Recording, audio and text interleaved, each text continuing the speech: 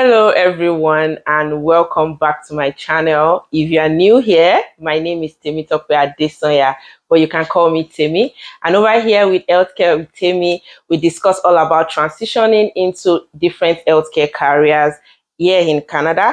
And also, I also go into healthcare education with the general goal of promoting health and wellness. So if that is something that you are into, if that's something that you are interested in, please click the subscribe button. Thank you so much. And to my returning subscribers, thank you so much for the support.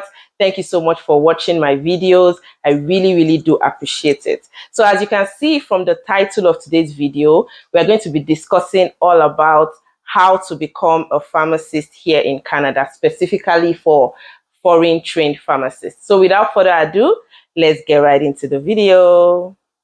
Right, so let's get right into it. So what I've done basically with this video is that I have simplified all the steps involved in becoming a pharmacist in Canada as a foreign trained pharmacist into 6 different steps.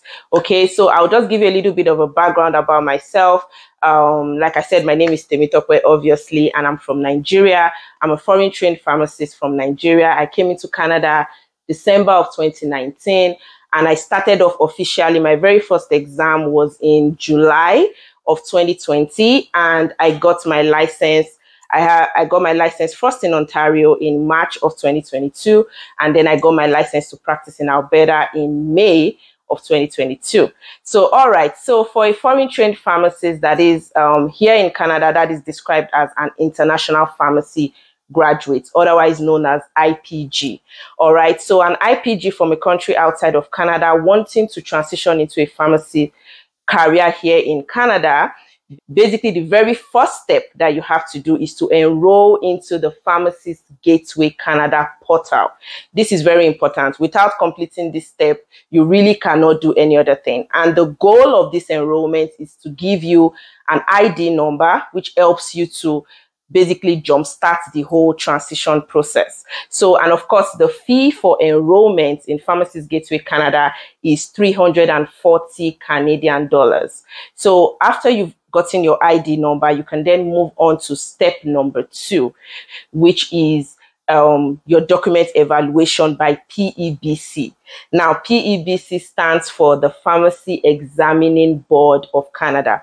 Now, this is the board that is in charge of certifying you as a registered pharmacist after the successful completion of all 3 exams. Okay, so the very first thing you want to do after getting your ID number is to move on to step 2, which is getting your documents evaluated by PEBC. So basically, just like the name is document evaluation, the goal is that they want to evaluate the foundation education that you had as a pharmacist student back in your home country. And of course, the minimum requirements, the eligibility criteria to have your document evaluated is that you must have completed a 4-year education in pharmacy school in your home country. So if it is anything less than 4 years, PEBC would not evaluate your transcripts. So now here is one place where a lot of IPGs kind of make mistakes, is when they think that for you to have your document evaluated, all you have to do is just send your transcripts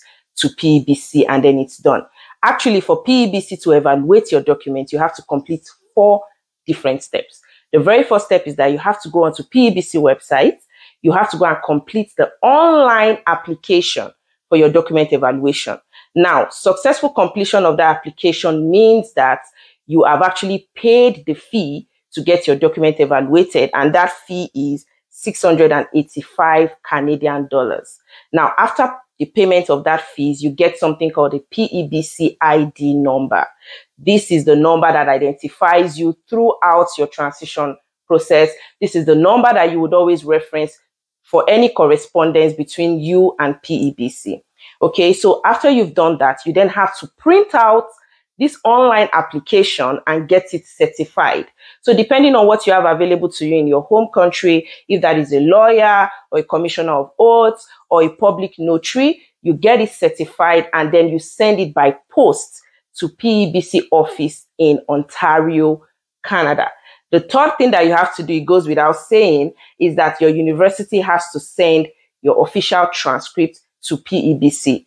Remember that this has to come from your university directly and not from you. And always remember that your PEBC ID number should be referenced in all correspondence. And then the fourth thing you have to do for this evaluation process to be complete is that PEBC wants to receive a letter of good standing in the licensing authority in your country. Now, for me, back home in Nigeria, that was Pharmacists Council of Nigeria. So this letter has to come from the registrar of your council, stating that you're in good standing with the council, you've not committed any criminal offense, and that you are actually actively registered as a pharmacist in your home country. Now, when PEBC gets these four things for you, that is when the document evaluation process would then begin. And this process as a whole takes a minimum of 8 weeks, depending on when you submit. If you submit your application during the peak periods, it may take a little bit longer than that. Okay, so that's about it for step 2, which is document evaluation. And then we are going to move on to step number 3. Number 3 is actually doing the evaluating examination. So now remember step 2, you did the document evaluation. They evaluated your education as a pharmacy student. Now they actually want to evaluate your knowledge of everything that you learned in school. That's basically the summary of evaluating examination. It's very important that you know that this happens only twice in a year, January and June of every year. That's when PEBC coordinates the evaluating examination. We all know it as EE, okay? Also very important that you know that there's a set of examination blueprints that is available on the PEBC website that can guide you as to how to study for your exams. There's also a set of references, a set of resources that they recommend that you use in studying for these exams. The evaluating exam costs 880 Canadian dollars, okay? And basically it's a 4.5 hours exam, comprises of 200 questions, and the pass mark is 60%. So you get below 60%, you have to write the exam again. You get above 60%, you can successfully move on to the very next step, okay? So that's basically what it is about the evaluating exam. And the interesting thing now is that back in 2019, when I was coming to Canada, the only 2 countries that had test centers for PEBC exams was Canada and the UK. But now, I would say that the positive thing that COVID season did for international pharmacy graduates is that you can now write the EE exam and the MCQ exam, which I'm going to be talking about soon, in other countries. So PEBC now has test centers in quite a number of countries apart from Canada and the UK. So I'll put a list of that right here on the screen. And you can also find this on the PEBC website. So we have had lots of IPGs that come into Canada and they've already written 2 out of 3 exams. And it makes their whole transition process much shorter as compared to coming to start off the process when you come to Canada. So that can be something that you should bear in mind, you know, when you are doing this process. So right after your evaluating exam, after the successful attempts at your evaluating exam, you then move on to step number 4. Now, this is where it gets interesting because I like to tell people this.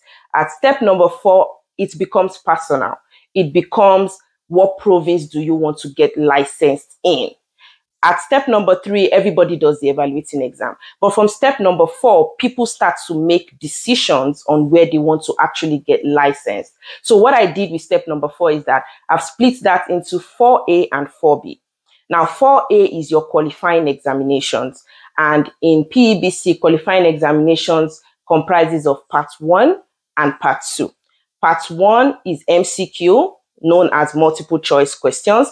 And part 2 is OSCE, known as objective structural clinical examinations. Let me just give you a summary of the difference in this exam. MCQ is like testing your theoretical knowledge, and OSCE is like you showing up practically and actually showing them that you have this knowledge. And what is this knowledge I'm talking about? Now, PEBC has something called entry to practice competencies. And basically what they are trying to say is that as an entry-level pharmacist, you should be competent in 9 different areas. I'm going to try to post a picture of that on the screen, and you can also find this on the PEBC website. So when you are writing your MCQ exam, they are testing your theoretical knowledge in these competencies.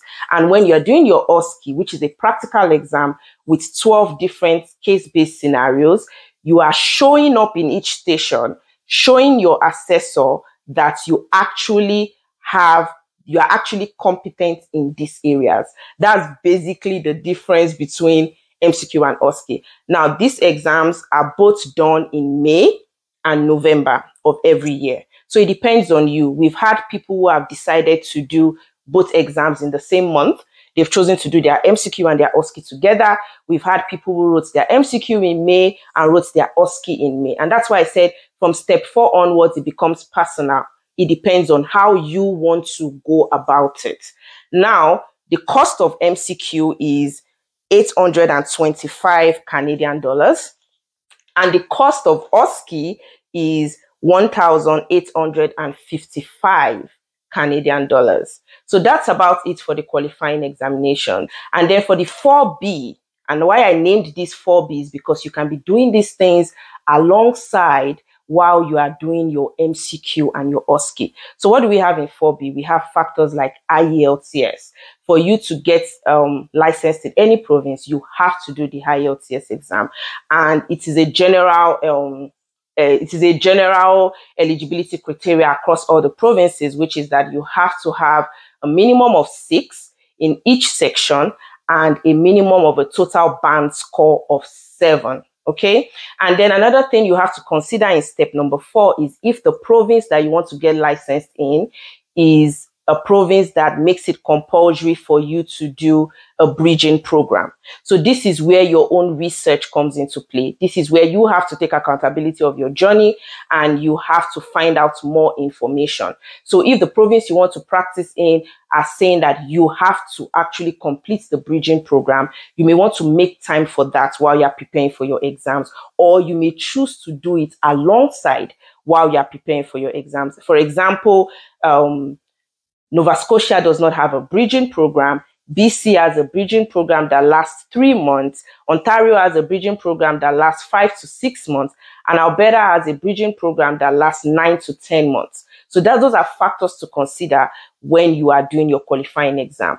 Another factor to consider is internship hours. This is not compulsory in all provinces, but in most provinces, you have to do a certain number of hours in real life practice. And the number of hours varies across the provinces. We have some provinces is 500 hours. In Alberta, for example, it's 1,000 hours. So these are factors you need to consider. You don't have to wait until you've completed your qualifying exams to now start doing these things. You can do it alongside. It's usually advisable that you actually do it alongside while you are doing your qualifying examinations. Now, I must point something out before I move on to step number 5. And that's something that someone has made a mistake, an IPG has made a mistake about before. And that is both part 1 and part 2 of your qualifying exam must be completed within a 3-year period of passing one part of the qualifying examination. So if you passed your MCQ in 2020, for example, you have 3 years to pass your OSCE. You cannot go off and come back after 3 years. They will tell you to repeat the MCQ all over again. So that's one important clause that we should consider. So that's really about it for step 4. And now let us move on to step 5. Okay, so before I move on to step 5, I must point out here that for every exam in PEBC, you have a maximum of 3 attempts to pass the exam. So for EE, you have a maximum of 3, MCQ maximum of 3 attempts, OSCE maximum of 3 attempts. Now, if after the 3rd attempt for any of the exam you don't pass, you would have to go through a remediation process where you are kind of basically trying to prove to PEBC that you deserve another chance to take the exam. So just wanted to point that out. So on to step number 5. Now, I must say, if you have successfully completed step 1 to step 4, according to PEBC, you are a registered pharmacist in Canada.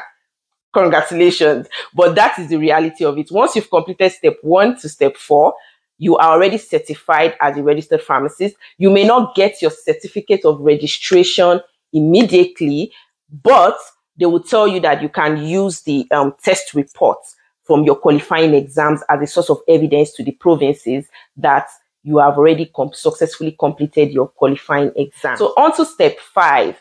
everything from step 5 really becomes easy, to be honest, once you have completed the other 4 steps.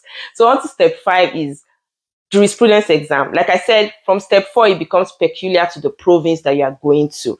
Before you can practice in any province, you have to successfully attempt the jurisprudence exam. And the basis of the jurisprudence exam is that they want to educate you on the scope of practice in that province, and they want to test you on that knowledge. That's basically it. Some provinces will charge you for this exam and some would not. So it really just depends. And then the next thing after that, doing your jurisprudence exam, step number 6 is the essential trainings that you have to get before you can officially start working as a pharmacist. The first of which is your first aid and CPR training, which is very important. So for some provinces, they will tell you that even before you start your internship hours, you must get your first aid and CPR certification.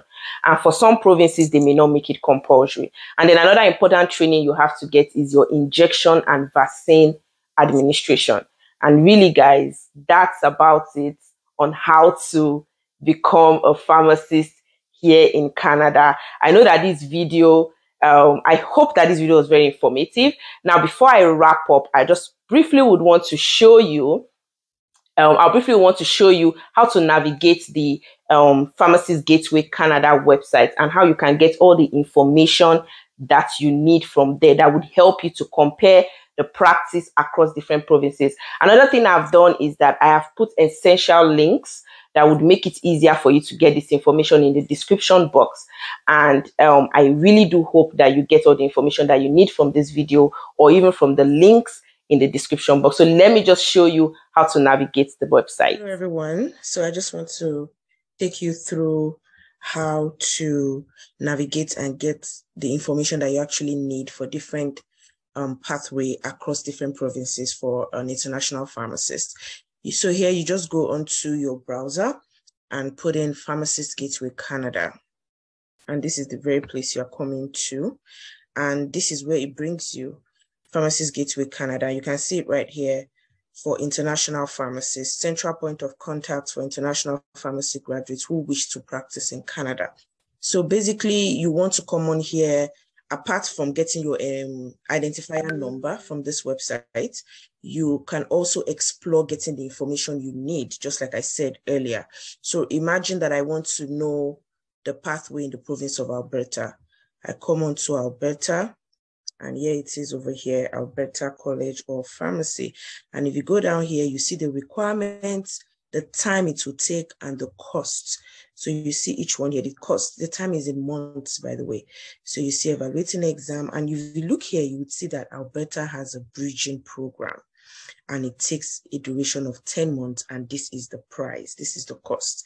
And then you see the cost to apply to the college. That's Alberta College of Pharmacy.